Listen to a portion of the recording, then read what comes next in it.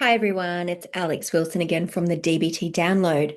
So I've just got through running our evening DBT group, our online DBT group tonight, and I wanted to jump on and just share what I think is one of the most profound, most important, most influential points in DBT, and it's in the emotion regulation module. And it's when we're talking about myths about emotions. And so, this part of DBT, we identify some really common myths that the world teaches us about emotions and how harmful those myths can be, and how we can challenge them and maybe think a little differently about emotions in a way that really can improve our emotional resilience and our ability to experience emotions and feel safe. So, when we're talking about myths about emotions, there is one particular myth, and it is incredibly common with the people that I work with and my team work with that, are really struggling with mental health and struggling with emotions. But I think it's a myth that actually a lot of people in the world struggle with. And the myth is this. The myth is that distress can kill me and I need to avoid it. Otherwise, it will destroy me and overwhelm me and ruin my life. Okay. That's the myth that distress can kill me and that I have to avoid it. So, this is something that the world sort of teaches us that like emotions are so big and powerful, they can make us do terrible things and that therefore they should be feared. No wonder we then get into patterns where we're desperately trying to get away from unpleasant emotions. We have to, because if I think distress is going to kill me, I cannot feel my distress. I must get away from it. What we say in DBT though is this is not true.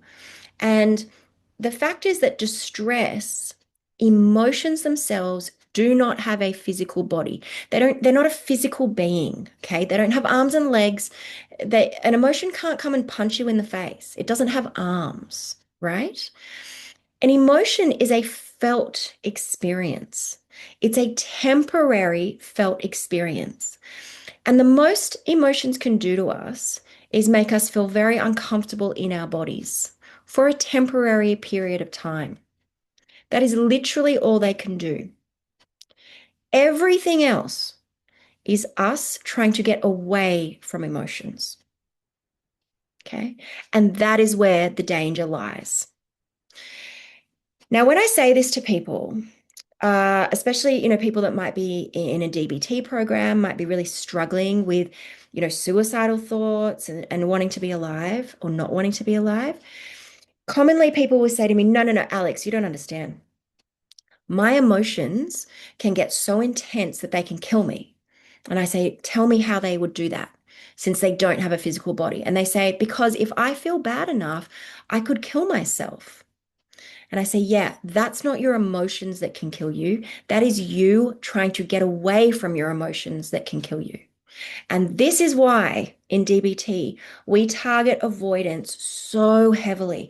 While our whole philosophy is avoidance is the problem, avoidance is the danger. Your avoidance absolutely can kill you.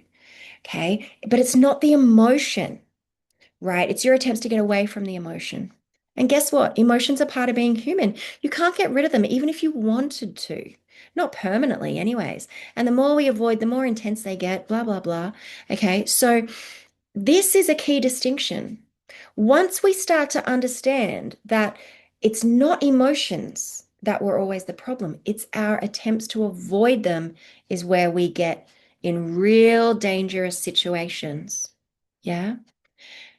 We then learn DBT skills in order to be able to sit with emotions, even to befriend unpleasant emotions, so that we can move through them more easily.